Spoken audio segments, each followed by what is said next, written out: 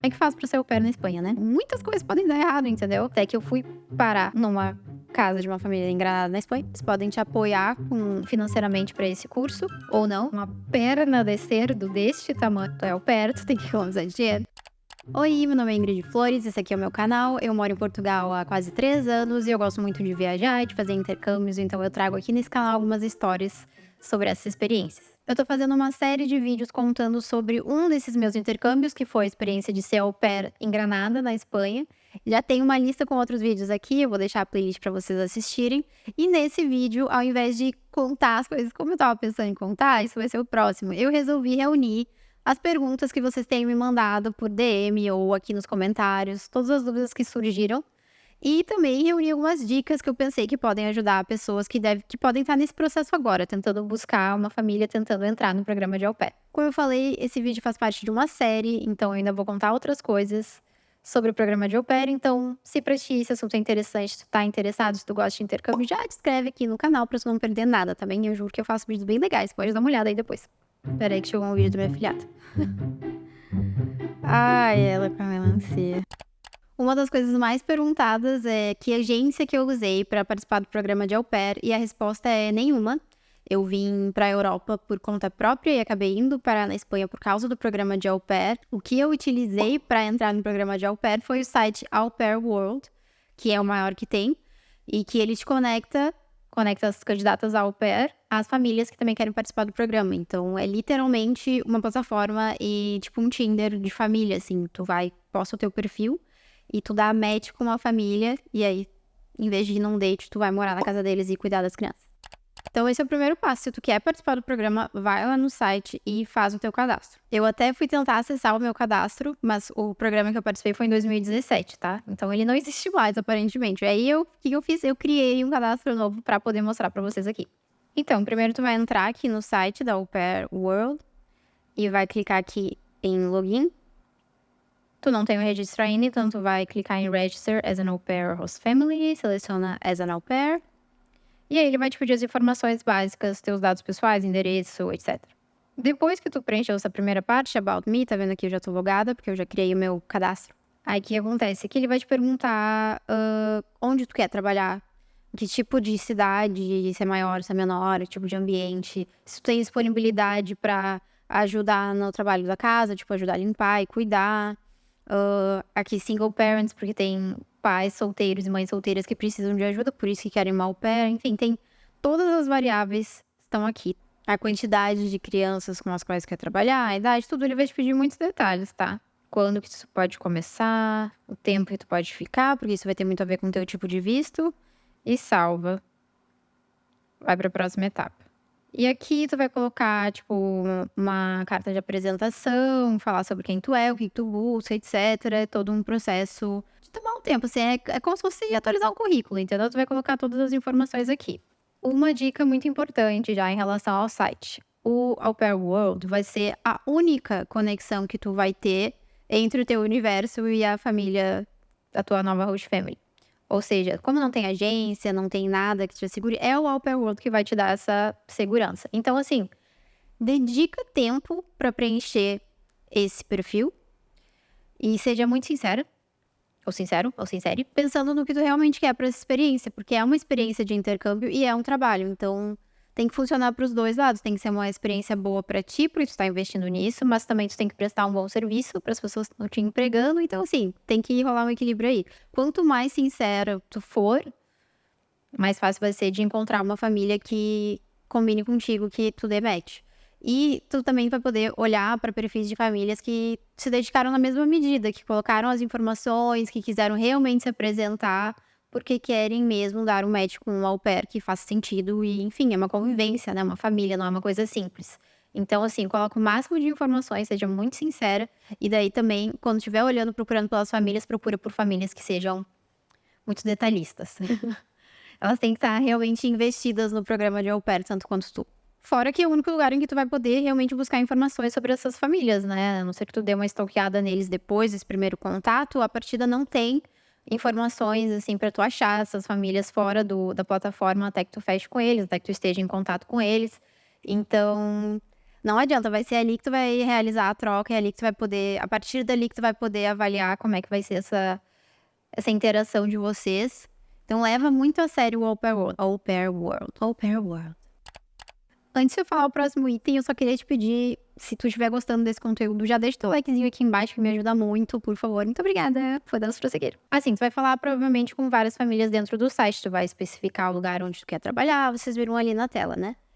E provavelmente tu vai ir dando match com várias famílias, que nem no Tinder, e que nem no Tinder tu vai falar com umas pessoas e não vai rolar, entendeu? E aí, tanto no perfil quanto já na etapa que tu estiver em contato com as famílias, isso é uma regra, assim, de ouro. Tem que ser muito sincera. Tu tem que ser sincera com a família, e isso vai abrir caminho para que a família também seja sincera contigo em relação aos teus objetivos, às tuas vontades, porque como eu falei, é um programa de intercâmbio, ele não é para ser uma coisa só pesada, só trabalho.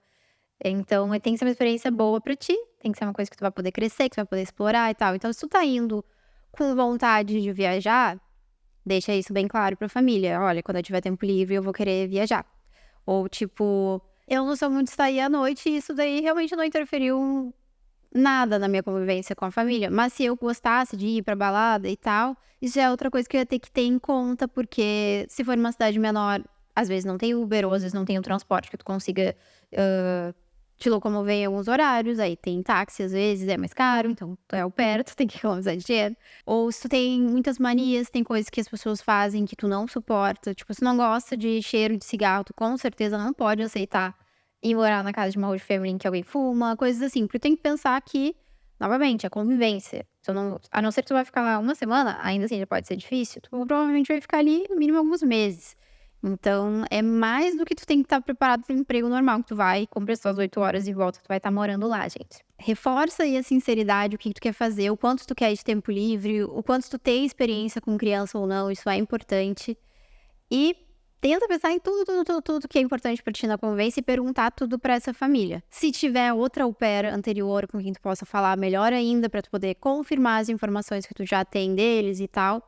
Mas é isso, a sinceridade é uma etapa fundamental, porque senão vai dar merda, entendeu? Vai dar merda. Tu vai chegar lá e as coisas vão ser diferentes e não tem pra onde tu fugir.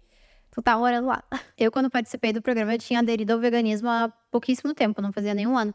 Então, isso era uma questão muito importante pra mim. Eu não poderia abrir mão da né, alimentação que eu tinha escolhido pra mim, mas eu ia estar na casa de outras pessoas.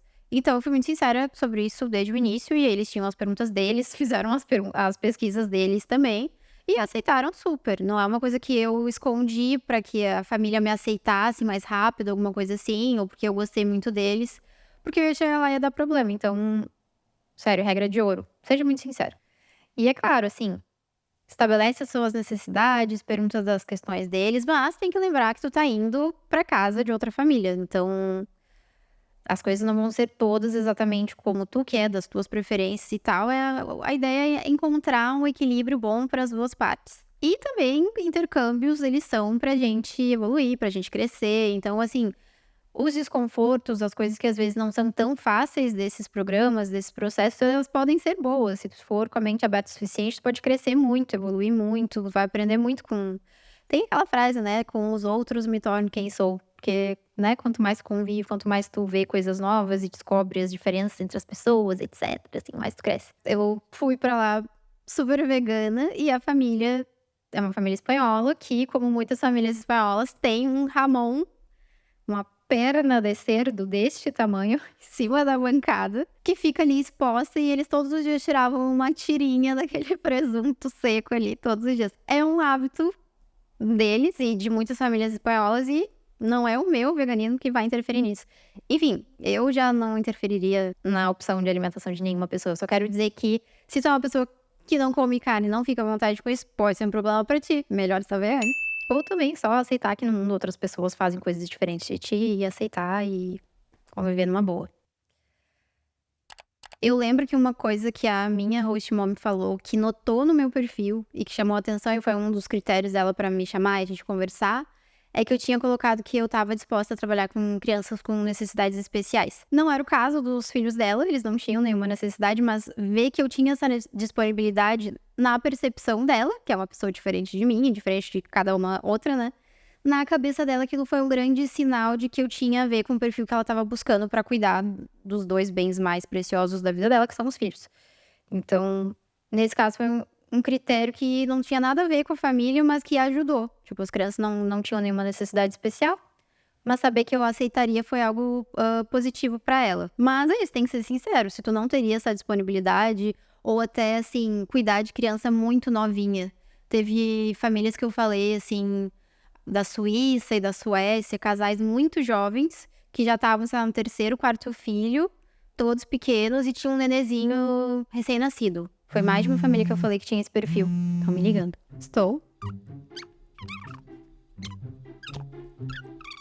Tava falando das famílias jovens, né? Então, assim, casaizinhos que tinham praticamente a minha idade, eu tava ali com 3, 4 filhos, daí tinha um que tinha 1, 2 meses e tal. E aí, era num lugar legal, o salário era bom, nananã, mas, tipo, a responsabilidade de cuidar de um recém-nascido, sabe? Tudo isso tem que considerar, entendeu? Não dá pra se afobar, eu vou falar mais sobre isso mais na frente, mas não dá pra se afobar, é um negócio que tem que pensar direito. Não é o intercâmbio mais barato do mundo à toa. Tá, vamos supor então que tu encontrou uma família, tá trocando uma ideia com essas pessoas. Idealmente tu vai falar várias vezes, tá, com essa família, tu vai trocar alguns e-mails, umas mensagens, mas eu fiz o processo por Skype a maior parte. É bom ter tudo por escrito, como em qualquer contratação, mas eu queria muito conhecer as pessoas mesmo dessa família, entender e ver se eu entendi eles falando. Aí tá, vamos supor que tu tá falando com uma família ou com algumas, aí tu começa a trocar essa ideia. Das coisas que tu tem que perguntar, tu tem que pensar também como se fosse numa entrevista de emprego, sabe? A gente tá falando de um trabalho, né? No qual tu vai conviver muito com as pessoas para as quais tu trabalha, mas é um trabalho. Então, como tu faria no emprego, o que tu pensaria, o que seria vantajoso para ti, também tem que ser vantajoso pro contratante e tal. Tenta pensar nessas coisas. Eu me preocupei muito em perguntar sobre o meu tempo livre, porque pelo que eu falei com a Helena e o Manuel, minha host family, meus host parents, aí eles tinham horários, como eu já falei em outros vídeos, eles trabalhavam por turnos, eles tinham uma rotina super corrida e tal, os horários das crianças também eram partidos, e eu tava na dúvida em que momento eu vou ter o meu tempo livre. Então é bacana tentar estabelecer bastante antes essas coisas. Vai procurar um emprego, tu quer saber quantas horas por semana ou por dia tu vai trabalhar, tu vai saber em que horário são os teus intervalos, se tu vai ter que fazer alguma atividade diferente ou não. Então é bacana tentar estabelecer isso antes. Tem coisas que não são tão fáceis. Tipo assim, tem dias que as crianças vão estar mais difíceis, vão estar mais cansadas, ou vai surgir um imprevisto, os pais vão voltar, e tu tem que ter essa flexibilidade também. Afinal de contas, é pra tu funcionar como parte da família lá também. Então, tem que entender que vai ter coisas que tu vai ter que negociar na hora, mas tem muitas coisas que é importante tu estabelecer antes, assim. Então, eu perguntei muito do meu tempo livre e eu não tinha mesmo como garantir nada além das minhas manhãs livres, que era quando as crianças iam pra escola e os pais iam pro trabalho, ou pra academia, pras atividades deles. Esse era um período que eles já me garantiram de primeira que eu ia ter livre. E acabei tendo muito mais, assim como teve dias em que eu trabalhei até mais tarde e tal. E aí ia flexibilizando. Eu já sabia também quantas folgas eu ia ter por semana, saber também as atividades das crianças, as minhas kids, elas tinham a escola de manhã, que já era uma escola que as aulas eram parte já em inglês, eles eram bem pequenininhos. Depois da tarde eles tinham um curso de inglês, além de falar inglês comigo o tempo todo, então hoje eles arrasam muito no inglês. Mas eles tinham a escola, tinham o inglês, tinha a natação, às vezes a gente levava eles na pracinha pra brincar com alguns amiguinhos. Seguido tinha aniversário de criança, que eu odiava ir nos aniversários, depois eu explico por quê. Então tinha muitas atividades, mas tinha dias também que a gente ficava em casa, as crianças tiravam a siesta lá, dormiam, a au pair dorme também, e aí não tinha nada pra fazer de tarde, os pais estavam, ou um deles estava, daí eu podia sair, pedalar, e enfim, isso é uma coisa flexível, mas garantir aquilo que pra ti é essencial, é melhor tu fazer antes. É um trabalho, né? Como qualquer trabalho, tem que funcionar pro contratante e pro contratado. Para esse processo de se inscrever no site, procurar as famílias, dar match com as host families e, enfim, toda essa etapa de candidatura até tu entrar realmente no programa, é mais ou menos isso. A dica que eu acho mais importante para tudo isso é tenta não te atocar. Não te afoba, não deixa a ansiedade para começar logo, para ir logo tomar conta de ti. Porque isso pode fazer com que tu não veja detalhes muito importantes que vão podem ser determinantes depois na tua experiência, no teu intercâmbio. Tu pode querer muito ir pra Barcelona, pra Madrid, pro caramba, entendeu? Tô dando esses exemplos na Espanha. Mas isso não pode ser a tua única baliza pra escolher a família, porque tu pode acabar indo parar na casa de uma família que tu não tem a ver, ou que tem rotinas que não combinam contigo, ou muitas coisas podem dar errado, entendeu? Então, assim, tô louca pra ir, não tenho grana mesmo e é o programa mais barato e quero ir ontem. Tipo, nossa, não. Não compra passagem antes, não faz nada disso antes. Por mais que tu esteja com ansiedade, com pressa, louca pra viver essa experiência, que é legal, tem seus altos e baixos, mas é muito legal, presta atenção na etapa anterior, tá? Presta muita atenção nas informações que tu tem sobre a família, presta muita atenção nas informações que tu dá sobre ti, tenta estabelecer mesmo ao máximo como é que vai ser a tua rotina, a tua convivência, tenta conhecer um pouco sobre o lugar pra onde tu tá indo. Transporte é muito importante, tentar entender. E não te atucana. Olha isso tudo com calma, que as coisas não acontecem como tem que ser, entendeu? Eu não à toa encontrei a minha família, eu olhei com atenção, eu falei com muitas famílias antes. Mas ter prestado atenção nessa etapa, por mais que tudo tenha acontecido super rápido comigo, foi uma grande ajuda para que eu tenha tido uma experiência de au pair muito, muito boa. E quem pesquisa sobre isso sabe que muita gente tem experiências ruins como au pairs. Tá, Ingrid, mas se não tem um visto para ser au pair na Espanha e não tem agência que coloque as au pairs nesse programa, como é que faz para ser au pair na Espanha, né? Visto de estudos. Basicamente é isso. Foi a informação que eu encontrei, pelo menos nos sites oficiais. E não foi como eu fiz, então eu tô só falando sobre aquilo que eu li.